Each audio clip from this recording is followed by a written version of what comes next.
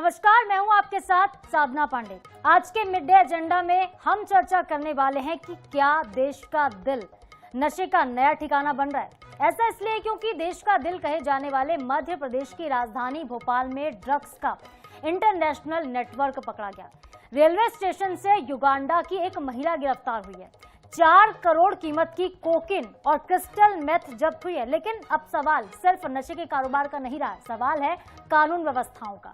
PCC chief Jitu Patwari ने इसको लेकर तंज कसा है। सवाल अब भी यही कि क्या भोपाल इंटरनेशनल ड्रग्स माफिया का अड्डा बन रहा है और पुलिस सिर्फ पकड़े जाने पर ही एक्शन लेती है। आज इसी पर हम बात करेंगे। हमारे साथ एक खास पैनल भी जुड़ेगा। शुरुआत करते हैं चलिए आज के मिड डे एजेंडा की।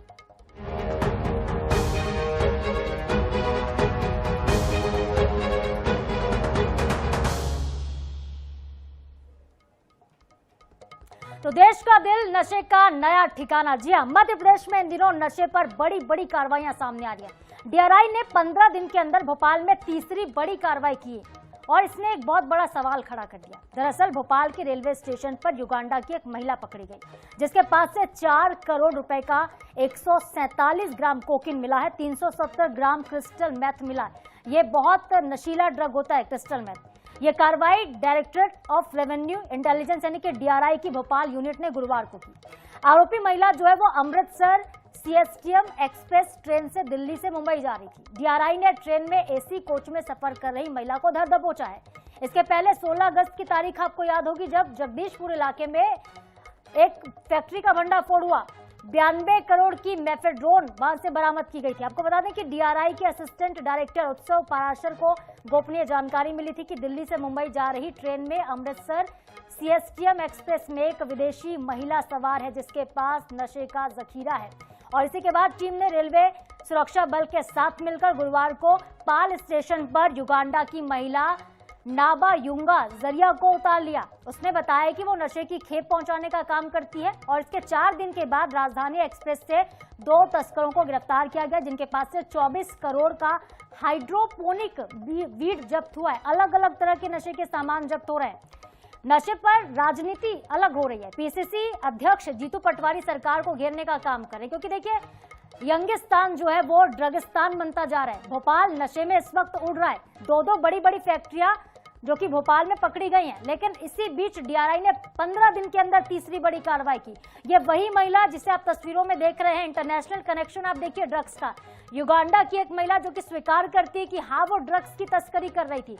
और ऐसे में कई सवाल पनपना लाजमी है कि क्या भोपाल के युवाओं को टारगेट किया जा रहा है। लव जिहाद की शिकायतें इन घटनाओं के बाद ही सामने आई। चाहे आप बात करें मछली परिवार का जिक्र क्यों ना हो, इसमें ड्रग मामले में सबसे बड़ी संलिप्तता रही। उसके बाद लव जिहाद, ब्लैकमेलिंग और लड़कियों को परेशान करने के तमाम वो मामले, और सबके तार जुड़े हैं किस चीज से, वो है ड्रग्स। क्योंकि ड्रग्स के नशे में इस वक्त युवा लगातार दिखाई दे रहे हैं। ड्रगिस्तान भोपाल को बनाया जा रहा है।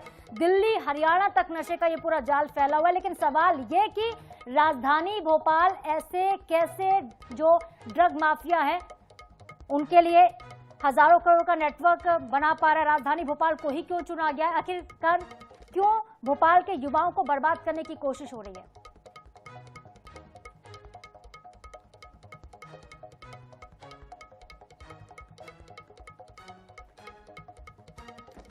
तो मध्य प्रदेश के दिल के साथ क्या हो रहा है, आज इसी पर चर्चा करेंगे। बेहद महत्वपूर्ण ये टॉपिक है आज का। हमारे साथ एक खास पैनल जुड़ रहा है, इंट्रोडक्शन करवा देते हैं। हमारे साथ हैं डॉक्टर राम पांडे, प्रवक्ता है कांग्रेस के। गुंजन चौक से अब से कुछ देर में हमारे साथ जुड़ेंगी बीजेपी प्रवक्ता, और राजेंद्र तिवारी है, रिटायर्ड पुलिस अधिकारी है। बहुत स्वागत आप तीनों का INS 24/7 पर। सबसे पहले डॉक्टर राम पांडे मैं आपके पास ही आऊंगी। कांग्रेस पार्टी किस तरह से इसको देखती, क्योंकि यंगिस्तान जो है वो अब नशे की जद में जाता हुआ नजर आ रहा है। 2 बड़ी फैक्ट्रियों के बाद ड्रग का इंटरनेशनल कनेक्शन मिलता है। राजधानी भोपाल को कौन नशे में झोंक रहा है? भारतीय जनता पार्टी, क्योंकि रोजगार तो दे नहीं पा रही है, शिक्षा दे नहीं पा रही है, स्वास्थ्य दे नहीं पा रही है, और लोग रोजगार मांगते ही हैं, तो ये नशे में जानबूझकर भेजा जा रहा है। अब जैसे हम ये युगांडा वाली महिला की ही बात कर लें, युगांडा से कैसे आई? अदानी के पोर्ट हैं या अदानी के एयरपोर्ट हैं, कैसे उसकी एंट्री हो गई और अंदर आ गई? दिल्ली से चली बीजेपी की सरकार, राजस्थान में बीजेपी की सरकार, मध्य प्रदेश में बीजेपी की सरकार, महाराष्ट्र में बीजेपी की सरकार, अब पकड़ी गई लेकिन ये किसको देने जा रही थी ड्रग्स, उसको नहीं पकड़ा जाएगा।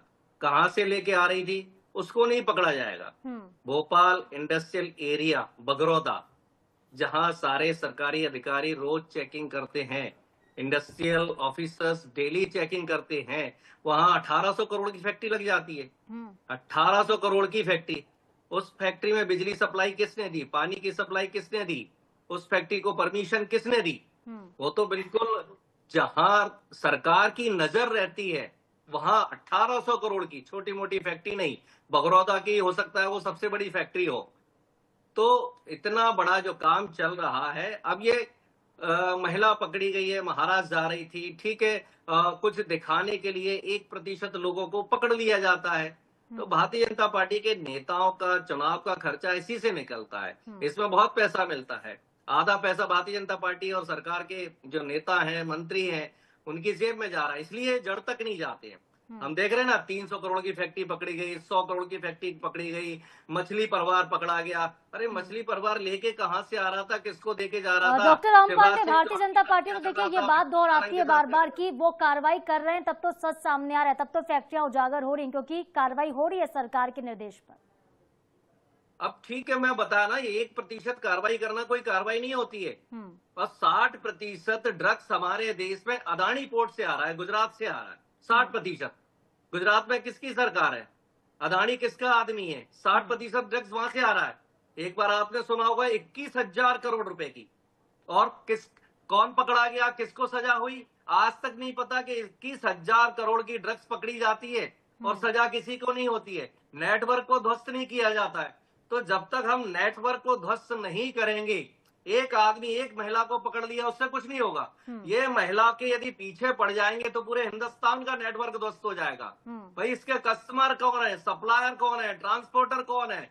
एक महिला सारे हिंदुस्तान के ड्रग्स सप्लायरों को पकड़ सकती है, लेकिन ड्रग्स सप्लायर को पकड़ेंगे तो भारतीय जनता पार्टी के मंत्री भी पकड़े जाएंगे, तो आखिरकार उनको छोड़ना पड़ेगा। इसलिए कार्रवाई केवल दिखाने के लिए आपका कहना है, कांग्रेस पार्टी कह रही है कि कार्रवाई महज खाना पूर्ति है, सिर्फ 1% कार्रवाई हो रही है, 99% एक्शन नहीं हो रहा है। हमारे साथ है राजेंद्र तिवारी जी, रिटायर्ड पुलिस अधिकारी हैं। राजेंद्र जी, जितनी भी कार्रवाई अब तक हुई है उसमें हमने देखा कि केंद्रीय एजेंसियां कार्रवाई करती है, लेकिन स्थानीय पुलिस की क्या भूमिका है ये समझ नहीं आता है। एक कार्रवाई के दौरान तो 1 किलोमीटर थाने के दायरे में ही ड्रग्स की फैक्ट्री पकड़ी गई भोपाल में, लेकिन स्थानीय पुलिस को खबर नहीं लगती है। मध्य प्रदेश की पुलिस क्या सो रही है, क्या भोपाल की पुलिस सो रही है? DRI आके कार्रवाई करती है, CBI आके कार्रवाई करती है, स्थानीय पुलिस क्या कर रही है? एक्चुअली सारी चीजें पुलिस पे डाल देना उचित नहीं है। इसके लिए ड्रग का विभाग है, तो उनको जो सूचना मिलती है उनके साथ पुलिस जाके कार्रवाई करती है। केवल पुलिस पे उंगली उठा देना कि पुलिस कार्रवाई नहीं करती है, पुलिस तो कार्रवाई करती है। जैसे ही सूचना मिलती है तो पुलिस कार्रवाई करती है। और ये जो ड्रग्स हैं, इनके लिए सप्लायर होते हैं, पुशर होते हैं, इनके जहां ठिकाने होते हैं, जहां उनको पहुंचाया जाता है, इनको सब मालूम होता है। और जब इनको पकड़ा जाता है तो एक लिंक मिलती है, उस लिंक का पता लगाया जाता है। ऐसा नहीं है कि कोई कार्रवाई नहीं की जाती। सरकार किसी भी पार्टी की हो, चाहे कांग्रेस की हो, चाहे बीजेपी की हो, पुलिस तो अपना काम करती है। और ड्रग एंड नारकोटिक्स विभाग को भी हमें सशक्त बनाना पड़ेगा, क्योंकि आज के जमाने में भारत जो है सबसे बड़ा कंज्यूमर प्रोडक्ट का एरिया हो गया है, और ड्रग नारकोटिक्स सबसे बड़ा बिजनेस है पैसे कमाने का। तो जब पूरे देश में इसकी सप्लाई होती है, पंजाब से भी होती है, इधर से मणिपुर से भी होती है, और बर्मा बॉर्डर से भी होती है, तो ये कौन कैसे लेके आ जाता है, तो इसका पता लगाना यही है ना कि कौन कैसे लेकर आ जाता है। गुजरात से, महाराष्ट्र से लोग लेकर आ जा रहे हैं, वो तो समझ आता है, लेकिन दूसरे देशों से, युगांडा से महिला ड्रग लेकर आ रही है, यहाँ पे युगांडा की महिला ड्रग सप्लाई कर रही है। RPF की भी जिम्मेदारी बनती है, पुलिस की भी जिम्मेदारी बनती है। फिर आप कहते हैं कि पुलिस पर सवाल नहीं उठाना चाहिए। बिना सशक्त जानकारी की आप किसी फॉरेनर की तलाशी लोगे तो एक बवंडर मच जाता है। जब तक पूरी सूचना नहीं मिलती तब तक आप इन पे हाथ नहीं डालते। जब सूचना मिली तभी इन पे हाथ डाला गया। और पुलिस कार्रवाई करती है, सरकार किसी की भी हो, पुलिस अपनी कार्रवाई करती है, पुलिस पीछे नहीं हटती। जैसे सूचना मिलती है पुलिस रेड करती है, और दूसरे विभागों को भी। सर, जगदीशपुर का मैं जिक्र करना चाहूंगी। इस्लामा नगर में, भोपाल में 18 अगस्त 2025 को कार्रवाई हुई थी। 11 महीने के बाद एक और फैक्ट्री का भंडाफोड़ हुआ था, जब पहली फैक्ट्री मिली थी, उसके बाद ये दूसरी बड़ी फैक्ट्री थी भोपाल की, और ये सब कुछ हो रहा था जहाँ पे थाना सिर्फ 1 किलोमीटर की दूरी पर था। पुलिस को भनक नहीं लगी। फिर आप कहते हैं कि पुलिस तो कार्रवाई करती है, क्या पुलिस आंख बंद करके, आंख मूंद कर उस क्षेत्र में रहती थी? 1 किलोमीटर की दूरी पर ड्रग की फैक्ट्री चल रही थी। अभी जैसे मान लीजिए सागौन की तस्करी हो रही है, तो उसके लिए फॉरेस्ट डिपार्टमेंट है, फॉरेस्ट डिपार्टमेंट काम करता है, पुलिस डायरेक्टली इन्वॉल्व नहीं होती इन चीजों में। पुलिस को जब भी सूचना मिलती है, अगर ये हेल्प के लिए भी बोलते हैं, तो पुलिस इनकी हेल्प करके सर्च के लिए जाती है और सर्च ठीक है, तो पुलिस अपनी तरफ से अपनी भूमिका निभा रही है। जब इनपुट्स मिलते हैं तब पुलिस कार्रवाई करती है। ठीक है सर, बने रहिए हमारे साथ। गुंजन चौकसी जी जुड़ गई हैं बीजेपी प्रवक्ता के तौर पर, क्योंकि जिम्मेदार हैं वो, सरकार की तरफ से पक्ष रखने वाली है, इसलिए उनसे बात करना सबसे ज्यादा महत्वपूर्ण है। गुंजन जी, भोपाल में जो बच्चे हैं वो ड्रग के आदी होते जा रहे हैं, यंगिस्तान जो है वो उड़ता भोपाल होता जा रहा है। भारतीय जनता पार्टी क्या कर रही है? केंद्र में आपकी सरकार, राज्य में आपकी सरकार, लेकिन कार्रवाई के नाम पर सिर्फ 1-2 छुटपुट कार्रवाइयां होती हैं। जो नेक्सस है वो पकड़ा नहीं जा रहा है। युगांडा की महिला आके भोपाल में ड्रग बेच रही है, कितनी बड़ी बात है। कौन कार्रवाई करेगा, कौन जिम्मेदारी लेगा? गुंजन जी,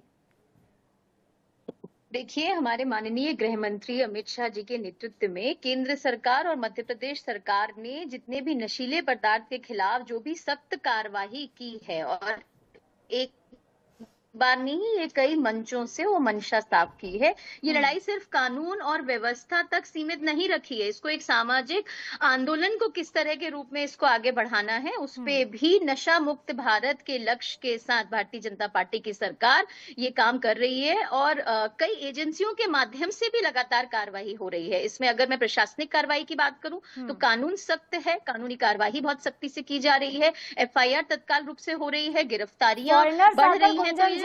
फॉरेनर्स आकर ड्रग बेच रहे हैं, आप कहती है सामाजिक जागरूकता की आवश्यकता है। जागरूकता तो हमारे नागरिकों के लिए है ना। फॉरेनर्स आकर दूसरे देशों से, दूसरे राज्यों से आकर लोग सप्लाई कर रहे हैं मध्य प्रदेश में।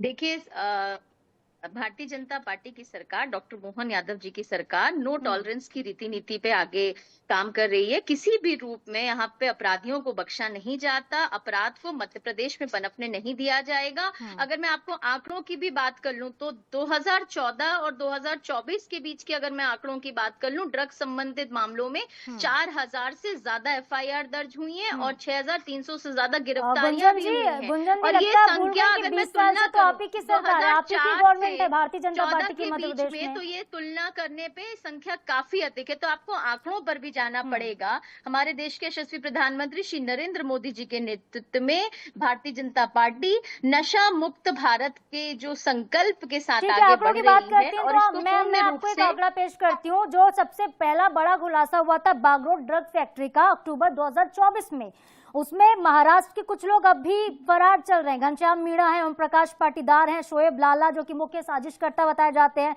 सुख पाटीदार हैं, कुछ लोग गिरफ्तार हुए। लेकिन जो मुख्य साजिशकर्ता थे शोएब लाला जैसे, वो तो अब भी फरार हैं। किसकी कार्रवाई हुई, कितनी कार्रवाई हुई है? दिखती तो नहीं है कार्रवाई, कहां पर हुई?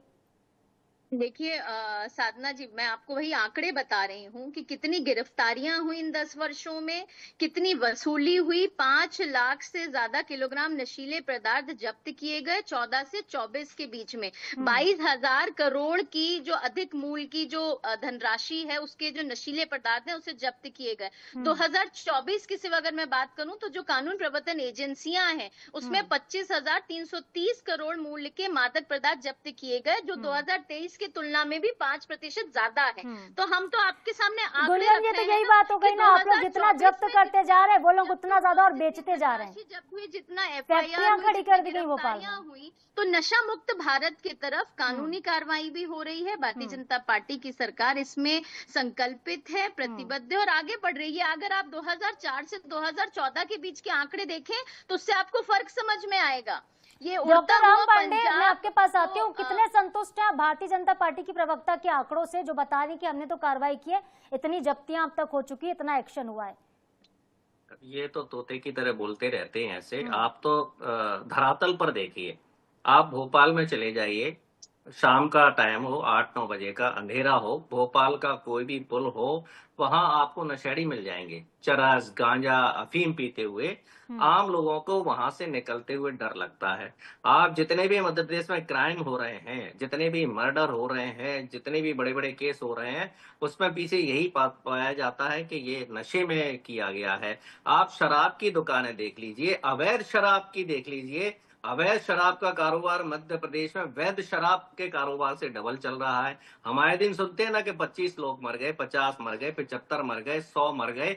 ये कहां से कर रहा है, कौन कर रहा है? और अभी जैसे तिवारी साहब ने कहा कि पुलिस अपना काम करती है, बिल्कुल सही बात है, लेकिन पुलिस को काम करने तो दो।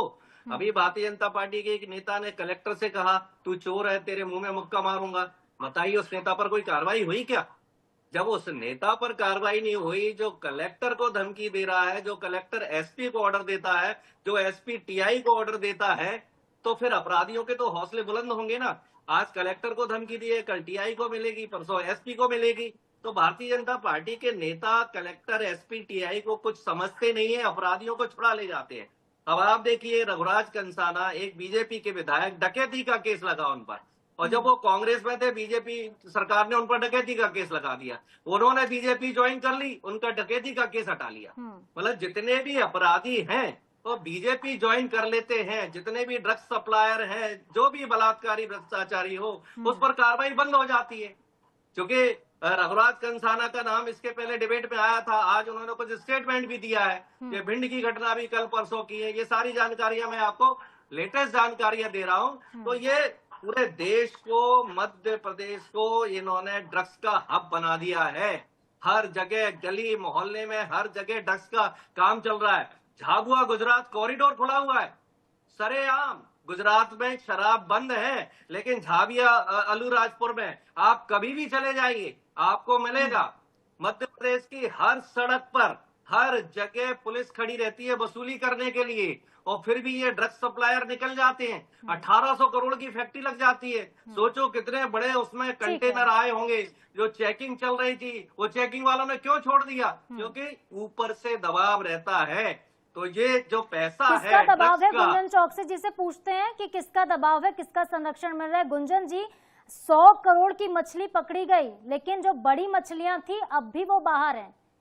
मछली परिवार पर तो कार्रवाई हो गई, उनके कोठी पर बुलडोजर चल गया, उनके कई आशियाने ढा दिए गए, लेकिन जो असल आरोपी हैं, जो पूरा नेटवर्क को खड़ा करके बैठे थे, वो तो अब भी सलाखों से काफी दूर हैं। उन पर कब कार्रवाई होगी?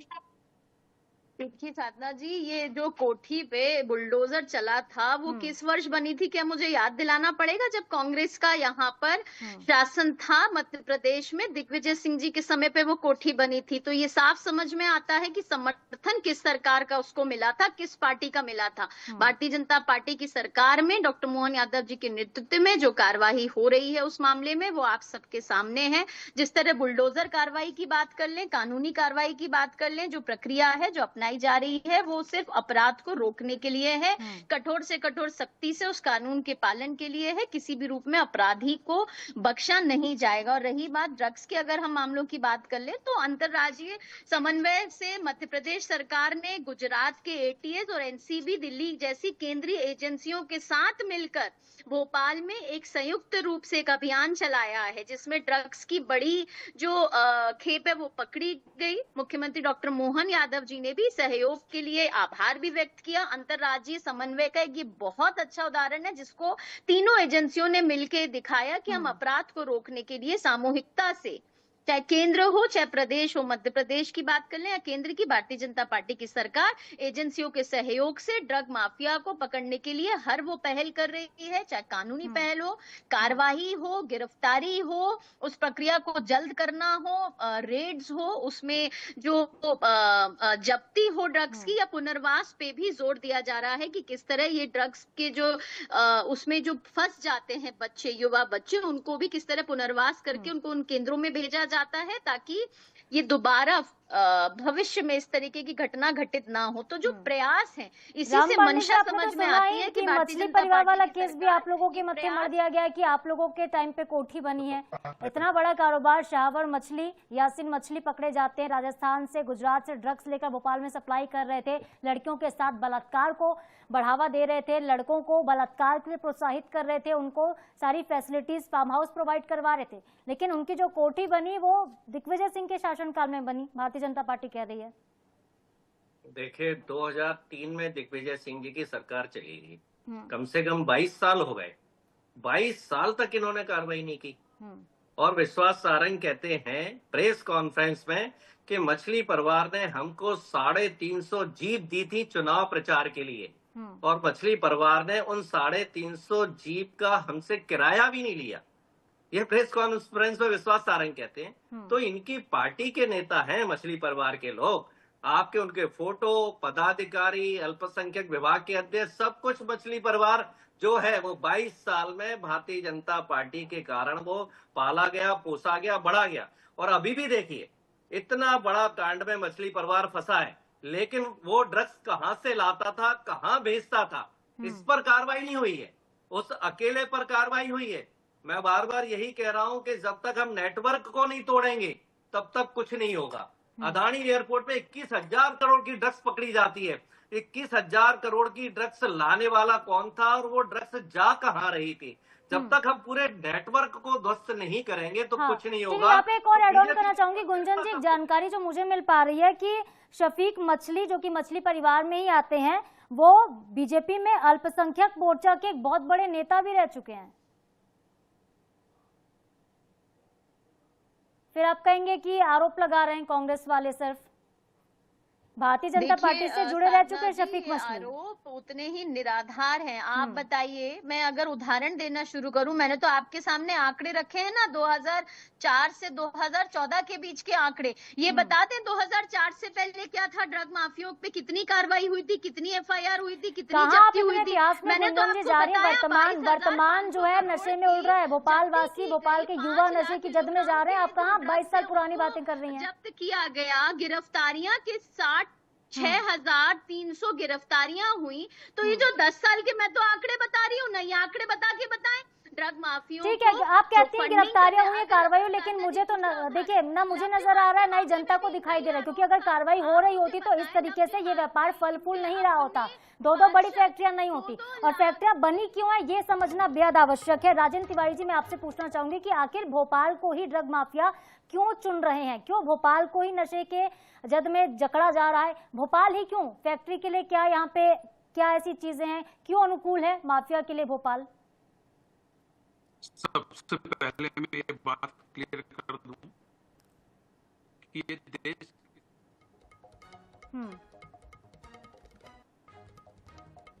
में आते हैं उसको ब्लेम करने लगते हैं।